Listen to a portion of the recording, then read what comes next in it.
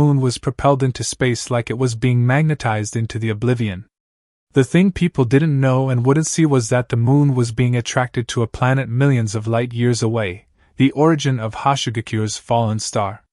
The fate of the origami angel was unknown. The astral cube popped, and Yugao's sword fell from her hands, collapsing onto her knees and panting raggedly. I can't feel my hands. Yugao panicked, trying and failing to wiggle her fingers. Kabuto caught her master's friend before she fell to the ground, wisely not touching Lunaya as of yet. Kabuto, I can't, my hands I can't. Her hands were cold black and Kabuto laid them on her abdomen. Yugao, I've got you. The silver-haired medic replied gently, lowering Yugao into a prone position and flipping her fingers through a number of hand seals. She reassured Blue's best friend once more. You'll be fine, I've got you. 7:40 p.m. Current camp of the Saikata clan. Obito didn't want to know who had been inside the moon, forcing himself to approach the campfire-lit campsite of the nomadic clan.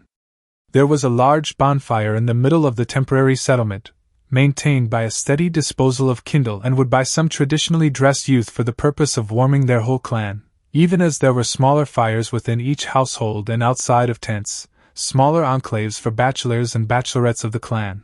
The clan might have been nomadic in nature, but they were quick builders, assembling and disassembling humble abodes and tents efficiently, packing them up for the next trip around the desert. The largest residence was the chief's, and it was a wonderfully artistic mishmash of wood, steel and cloth, patched with warm colors and vaulted so that it could comfortably accommodate more than half of the whole clan.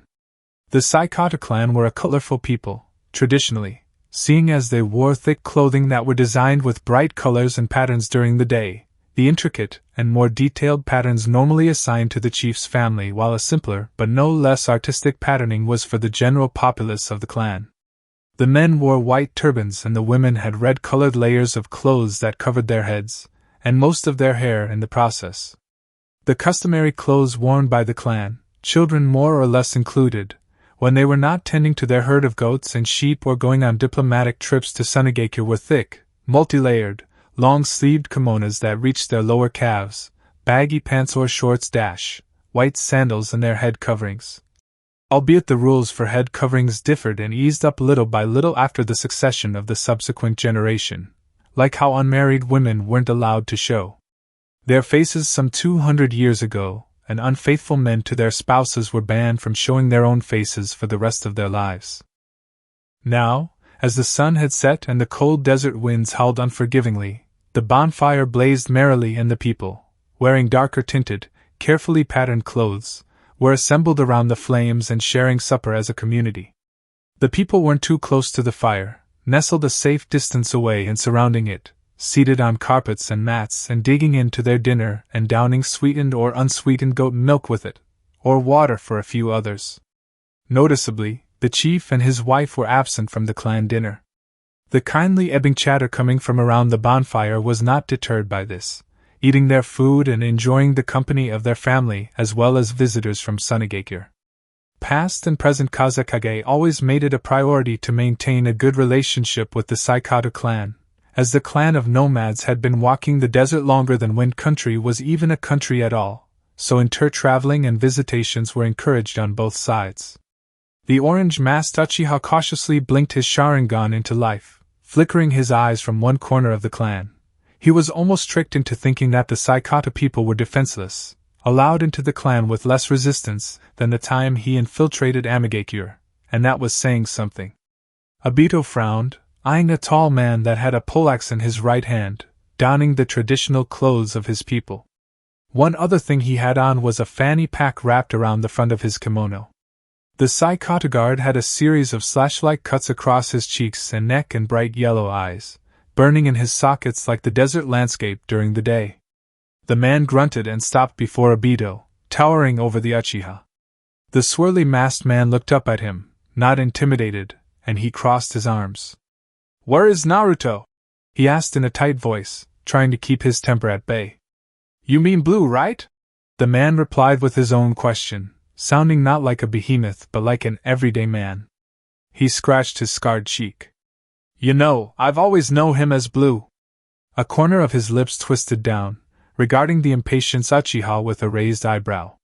"You must be Obito." "I am." "Follow me."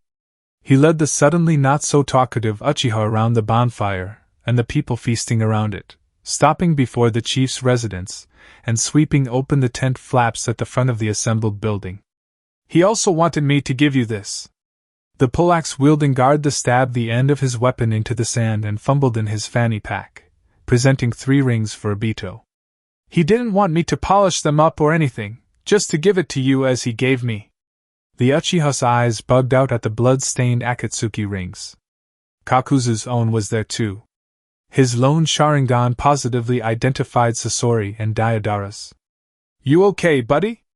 Obito very nearly set Amaterasu over the clan. He shoved past the guard, ignoring the tall man's offended calls. He entered and his quick eyes took in everything in the room. There was a much smaller fire burning in the middle of the chief's hall, burning an odd shade of red. The opposite end of the hall were 2 thrones carved out of a white tree and decorated with the colorful clothes of the Saikata clan. Seated on them was a couple wearing the dark knightly kimonos of the Desert clan. The man had a white turban and the woman had her hair covered, as well as her chin and her neck. The man was of average build, somehow still making it look and felt like he held the power in that whole region of the desert, and the woman was on her throne though the fingers of her right hand were laced through his as her, and her husband's eyes were not focused on Obito but rather on someone not seated on the platform but on an unassuming wooden stool. The chief and his wife had sweet smiles on their faces as they watched the visitor play with their child. Blue bounced a 1-year-old baby on his knee, cooing. You're a big boy, aren't you? He lifted the boy up a little, barely throwing him up and hardly releasing the baby from his hold. He brought the child back onto his knee and began bouncing him again, relishing in the baby's giggling. You're just a bundle of joy, aren't you? Huh! He tickled the baby's belly, the corners of his eyes turned up. Aren't you? The sniper wasn't wearing bandages around his eyes but a pair of pitch-black, circular glasses. He didn't want to freak out his old friends with his blindness. His sensory abilities acted as detailed feelers in place of his vision, and that was how he saw, though that explanation was severely lacking. He also didn't have his cloak on him, coming in his dark clothes and red gloves, though the bandages around his sandaled feet remained. He has your eyebrows, Tanjiro. Blue commented, and the man narrowed his eyes, more so when his wife tittered into her other hand and Naruto's lips stretched into a larger-than-life grin. Hilarious, was the chief's prefaced reply. The thick-browed man then smirked. I see you've not yet been introduced to a comb. Naruto shrugged, wiggling his fingers in front of the baby's face. Combs don't do it for me, so I don't bother. Chief Tanjiro of the Saikata clan sat up and his wife face-bombed, anticipating her husband's next words. My wife cuts my hair dash. Pff. Would you like to cut his hair, Cupcake? The man blushingly looked at his wife and the women silently gushed at her adorable husband, leaning forward and planting a soft kiss on his lips. The loving atmosphere was broken by Blue's mocking snort. Pff, Cupcake. The woman from Suna huffed. It would make him more tolerable to look at.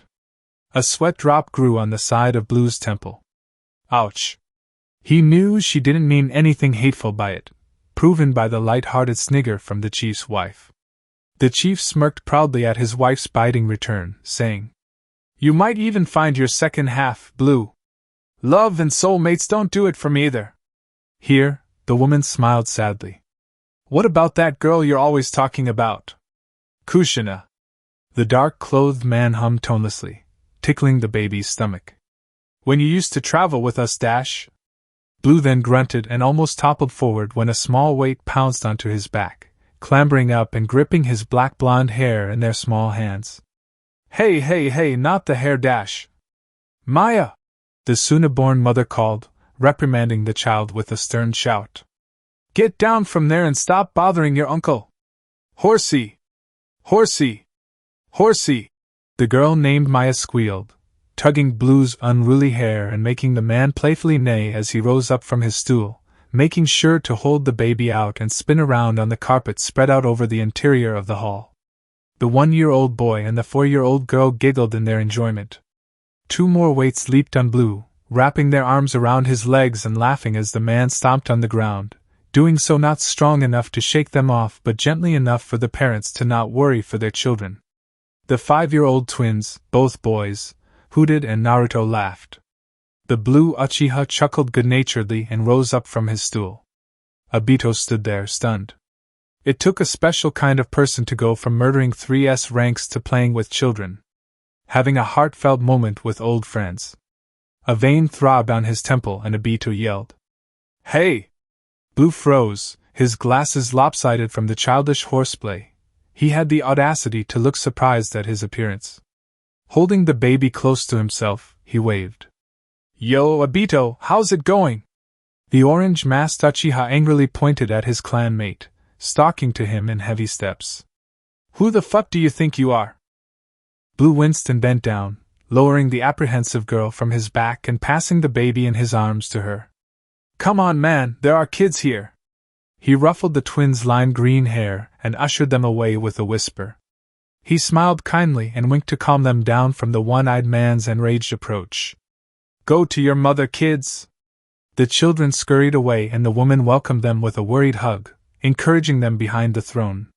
The chief got up from his throne and glowered at Obito, but Blue motioned for everyone to calm down.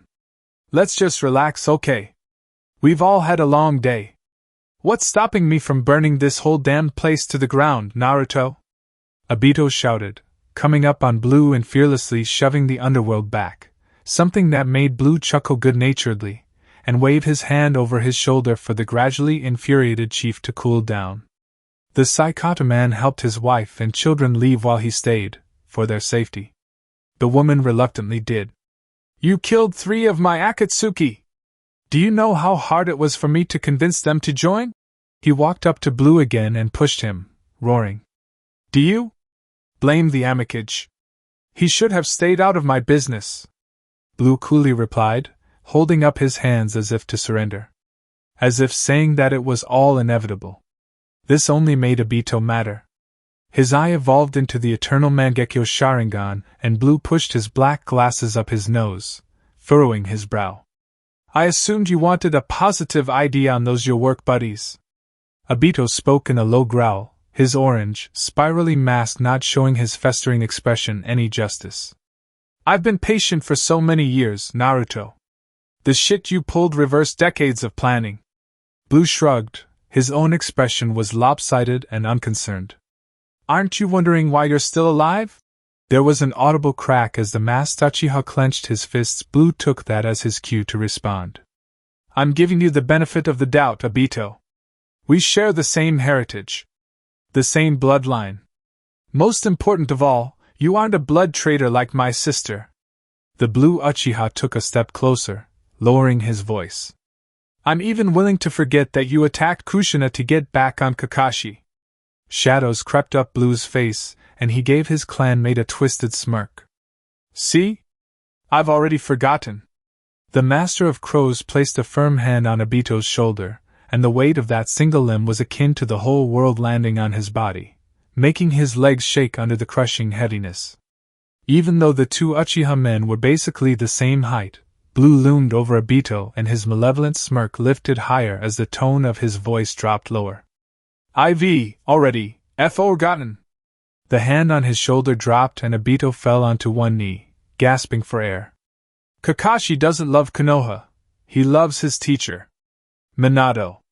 Blue corrected Obito's way of thinking, continuing. "Raising down Konoha to cinders wouldn't affect him at all. You might have noticed that he killed you just for your eyes simply because he thought Minato would look at him more favorably." Naruto's shoulders lifted and dropped nonchalantly. "And he was right, I guess." Obito got up, uneasily taking a step back. Blue laughed at that, saying, "Kakashi's more than Minato's favorite student. The guy's Minato's lapdog. Literally. What of Rin? She didn't have to die." The one-eyed Uchiha could easily forgive Rin for not immediately reporting Kakashi's crime, clearing the fabricated story of his death and bringing the Hatake to justice. But watching Kakashi plunge a Chidori in her chest broke him. Worsening the wound, Kakashi had once again created a false story of Rin being kidnapped by Kiri Shinobi and having the Sanbai sealed into her. A tear fell from Obito's eye and his shoulders fell. "She didn't." Blue's face saddened and he placed a hand on Obito's shoulder. This time the gesture didn't pulse with killer intent, rather it was a comforting gesture and Obito took off his orange mask, showing his scarred face and the slow stream of tears coming from his eyes. The one-eyed man's Sharingan spun to a stop, deactivating. It wasn't only that his efforts in building and fortifying Akatsuki had been set ablaze, but that his beliefs had been debunked, the sole drive that pushed him to want to let the Kyuubi loose on Konoha, the village that had so easily believed the Hataki's fabrications. Obito might have been from the same clan as Blue, but they weren't particularly close. Yes, they saw each other in the clan compound and waved, and the one-eyed Uchiha had even been present with the rest of the clan to send the young Blue Uchiha off into the war, though that was the end of their association. He hadn't even been in the clan or technically alive when Blue had shown his dominance, and the Uchiha clan bowed their heads to his power. He did know that Naruto was smart. A genius for that matter. Konoha's geniuses had a track record of scarcely getting anything wrong, intellectually and analytically. I want you to walk away from Akatsuki. The one-eyed Uchiha exhaled, letting go of his mask. It fell on the carpeted floor with a low thump, replying, There's no Akatsuki left, is there? Instead of giving him a straight answer, Naruto said, I also want us to make a deal. The other man didn't answer, mutely looking up at the more powerful Uchiha with depressed eyes. Right now, Kakashi is in Zayuki town, injured and in the custody of the Iron Yakuza's medics. This seemed to pique Obito's interest, as the man stood up straighter and the hand on his shoulder was shrugged off. Blue half smiled. I want you to kill him. How you do it is up to you. When you're done, put it somewhere Minato can find it, somewhere private. Murdering Kakashi was the single point of Obito's quest for vengeance, though he refrained from agreeing right off the bat as he recalled that this was an offer, not a request. In exchange for the trouble, I'll bring Rin back for you. He waved his hand casually as his clanmates stumbled back in shock as there was a black pop of feathery chakra burst on his left shoulder. A crow materialized from there and perched on its master's shoulder, nesting happily and tucking its wings. The crow had the same featureless coal-black orbs as the rest his summons sans the souls he directly brings back from the punishing underworld's dash, as it had two purple markings under its eyes. The bird turned its head to the side, peering at a mortified Obito with its right eye, and the bird's features softened with mourning and regret as it saw him. The crow hid its head behind its wing, no longer able to look at the teammate she had betrayed several years ago by not telling Konoha the truth of his death, all to protect a crush that never acknowledged her existence. Blue tapped his chin pensively, seeming to forget that Obito was a person, that the concept of reincarnation or resurrection wasn't so instantaneous like it had been displayed not 10 seconds ago. And don't worry about her memories of the afterlife. I'll erase them from her head, and to sweeten the deal, I'll also seal away her recollection of her murder. Still though, I can't take everything away or it'll fracture her soul.